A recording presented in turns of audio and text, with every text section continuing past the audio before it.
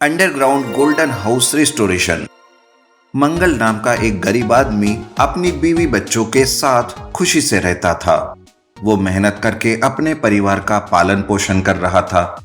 वो गरीब थे पर हर वक्त खुशी में रहते थे। एक दिन सीता घर की साफ सफाई कर रही थी। साफ सफाई करते वक्त एक पुराने ट्रंक में उसे एक नक्शा मिलता है। मंगल के पास जाकर सीता कहती है, सुनिए जी, देखिए ये नक्शा मुझे ये एक ट्रंक में मिला। आप जरा देखकर बताइए ना कि ये नक्शा किसका है। मेरे हिसाब से तो ये किसी खजाने का नक्शा लग रहा है। अरे बड़ी आई खजाने वाली, गरीब के पास कहां से आएगा खजाना। तुम भी ना, ये तो बस पेंसिल से बनाई हुई कोई ड्राइंग है। मंगल उस नक्शे को ज्यादा महत्व नहीं देता और उसे फिर से उसी ट्रंक में वापस रख देता है। पर वो नक्शा मंगल के घर के ट्रंक में कैसे आया? दरअसल मंगल के पूर्वज बहुत ही अमीर इंसान थे। धन संपत्ति की उनके पास कोई कमी नहीं थी, पर उस जमाने में चोरों का बहुत ही डर था। इसलिए मंगल के परदादा ने सोने को पिघलाकर जंगल में अंडरग्राउंड में एक घर बनवाया और वहां अपना सारा धन और सोना रख दिया था। लेकिन इस बात से मंगल बिल्कुल भी अनजान था। ऐसे में एक दिन उस गांव में सुधाकर नाम का एक बूढ़ा आदमी आता है। वो गांव में घूमते घूमते मंगल के घर के पास आकर रुक जाता है और सोचता है, इतने सालों बाद इस गांव में आया हूं, पर आज भी ये वैसा का वैसा ही है। और ये घर तो उसी दयालु धनिक का है जो गरीब लोगों की मदद करता था। चलो एक बार जाकर देखता हूं।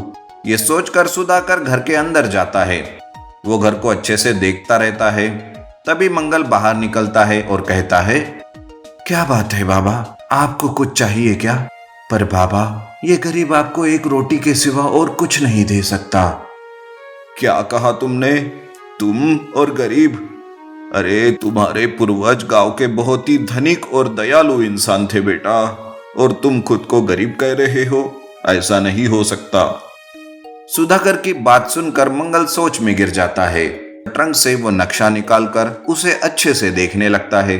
तभी उसकी बीवी सीता कहती है, अरे उस दिन तो तुम उसे मामूली कागज समझ रहे थे, फिर आज इसे ऐसे क्यों देख रहे हो? ये बात सुनकर मंगल सुधाकर की सारी बात उसे बताता है और कहता है, अरे सीता, अब तो पता करना ही होगा कि आखिर इस नक्शे का क्या राज है। मैं ये जगह ढूंढने जा रहा हूँ, तभी सारी सच्चाई पता चलेगी। ऐसा कहकर मंगल 2-4 दिन का खाना पीना, कपड़े लेकर घोड़े पर सवार होकर नक्शे के हिसाब से जंगल की तरफ जाता है। घने जंगल में बहुत अंदर जाने के बाद उसे वो जगह मिल ही जाती है। नक्शे के हिसाब से वो उस जगह की खुदाई करने लगता है। लेकिन खुदाई करते वक्त वो वहीं पर खाता और वहीं पर सोता था। कुछ ही दिनों में वहां खोदते खोदते मंगल को एक दिन कोई लोहे की चीज मिल जाती है। वो उसे काटता है और उसके अंदर जाता है। दरअसल वो एक अंडरग्राउंड हाउस का दरवाजा रहता है, जहां पर सोना ही सोना था, जिसे देखकर मंगल कहता है, ये बात तो बिल्कुल सच निकली कि मेरे पूर्वज बहुत ही अमीर थे, लेकिन मैं जिस रास्ते से यहाँ आया हूँ, ये पीछे का दरवाजा है। मुझे इसके सामने के दरवाजे से जाना होगा। इस तरह मंगल अंडरग्राउंड से बाहर निकलता है, लेकिन सामने के रास्ते पर तालाब रहता है। वो अंदर जाते ही उस घर का रिस्टोरेशन भी कराता है और वहां से जरूरत के हिसाब से सोना लेकर घर वापस आता है। इस तरह मंगल उस धन का इस्तेमाल खुद के लिए और ज्यादा से ज्यादा जरूरतमंद लोगों के लिए भी करने लगता है। अब जब कभी मंगल को जरूरत रहती थी, तब तब मंगल उस अंडरग्राउंड हाउस में जाता और सोना लेकर सबकी मदद करता रहता है। 2 पत्थर और बढ़ई। रामपुर नाम के गांव में रमन नाम का एक मूर्तिकार रहता है। वो पत्थर से मूर्तियां बनाने के लिए बहुत ही माहिर था।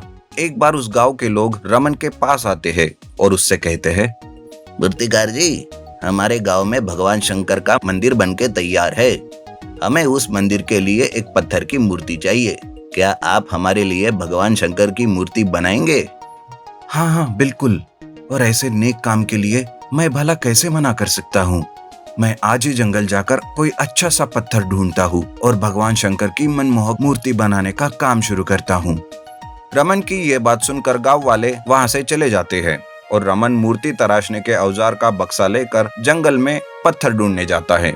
जंगल में वो बहुत जगह पर पत्थर को ढूंढते हुए फिरता है। तभी उसे एक सुंदर सा पत्थर दिखाई देता है। वो उस पत्थर के पास जाकर अपने औजारों से उसे तराशने लगता है। लेकिन ये क्या, जैसे ही वो उस पत्थर को तराशने लगता है, उस पत्थर को शायद दर्द होता है और वो अचानक से बोलने लगता है, अरे भाई, मुझे बहुत दर्द हो रहा है, कृपा करके मुझे छोड़ दो, मुझे इस तरह बेरहमी से मत तराशो। पत्थर की ये बात सुनकर रमन को उस पर दया आती है। साथ में वो चौंक भी जाता है और वो उस पत्थर को बिना तराशे ही वहां से निकलकर दूसरे पत्थर को ढूंढने लगता है। तभी कुछ ही दूरी पर उसे दूसरा एक पत्थर दिखाई देता है और रमन उसके पास जाकर कहता है, अरे वाह, ये पत्थर तो बहुत ही सुंदर है। अब तो मैं इसी से ही भगवान शंकर की मनमोहक मूर्ति बनाऊंगा, बशर्ते इसे कोई दर्द नहीं होना चाहिए। रमन की यह बात वो पत्थर भी सुन लेता है और मन ही मन में सोचता है, वाह, मैं भगवान शंकर के रूप से पूजा जाऊंगा। ऐसे यहाँ जंगल में पड़े रहने से तो अच्छा है कि मैं थोड़ा दर्द सहन करके मंदिर की शोभा बढ़ाऊं। वो दूसरा पत्थर भगवान शंकर बनने की ख्वाहिश में बहुत ही खुश हो जाता है। थोड़ी ही देर में रमन उस दूसरे पत्थर को तराशने लगता है। उस पत्थर को भी दर्द होता है, लेकिन वो सारा दर्द सहन कर लेता है। धीरे धीरे दिन से रात हो जाती है और भगवान शंकर की मूर्ति तैयार हो जाती है। उस मनमोहक मूर्ति को देखकर खुद रमन कहता है, अरे वाह, सच में कितनी मनमोहक मूर्ति बनी है भगवान शंकर की। आज तक मैंने कई मूर्तियां बनाई, लेकिन इस मूर्ति की तो बात ही अलग है।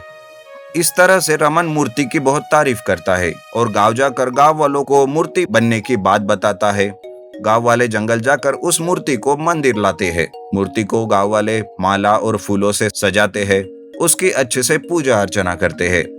गांव का हर इंसान मूर्ति की तारीफ करता है और उस पर फूल बरसाकर पूजा भी करता है। मूर्ति से सारे गांव वाले बड़े ही खुश थे। ये सब देखकर पत्थर भी बहुत खुश हो जाता है कि तभी उस मंदिर का पुजारी आता है और वो कहता है, अरे यहाँ अगर एक नारियल को फोड़ने का पत्थर होता तो वो भी बहुत अच्छा होता। पुजारी की बात सुनकर रमन कहता है, अरे पुजारी जी, जंगल में एक ऐसा ही पत्थर पड़ा हुआ है। चाहो तो आप उस पत्थर को यहाँ ला सकते हो और उसको नारियल फोड़ने के लिए यहाँ पर रख सकते हो। रमन की बात सुनकर गांव वाले फिर से जंगल जाते हैं और उस पत्थर को ढूंढकर मंदिर लेकर आते हैं। अब हर रोज पत्थर से बनी भगवान शंकर की मूर्ति की गांव वाले पूजा करते हैं, लेकिन नारियल उस पहले वाले पत्थर पे फोड़ते हैं, जिस वजह से तो उसे रोज ही दर्द सहन करना पड़ता है। एक बार वो भगवान शंकर की मूर्ति से कहता है, अरे वाह, लोग तो तुम्हारे ऊपर फूल बरसाते हैं, तुम्हारी पूजा करते हैं, और एक मैं हूँ, मुझे रोज दर्द सहन करना पड़ता है। जो भी कोई मंदिर में आता है वो तो बस नारियल ही फोड़ता है मुझ पर। मूर्तिकार, जब तुम्हें तराश रहा था तब थोड़ा दर्द सहन करते तो ये सब कुछ नहीं होता पत्थर। वैसे भी अगर थोड़ा दर्द सहन करके हमें कुछ अच्छा मिलता है तो दर्द सहन करना अच्छी बात है। उस वक्त मैं भी दर्द नहीं सहन करता तो आज मैं इस जगह नहीं होता। ये बात सुनकर पहले पत्थर को अपनी गलती का एहसास होता है, पर अब समय निकलने के बाद कोई कुछ नहीं कर सकता। इससे हमें यह सीख मिलती है कि कुछ पाने के लिए हमें कष्ट और दर्द सहन करने पड़ते हैं, और वो भी समय के रहते हुए। अगर समय चला गया तो हम कुछ भी हासिल नहीं कर सकते।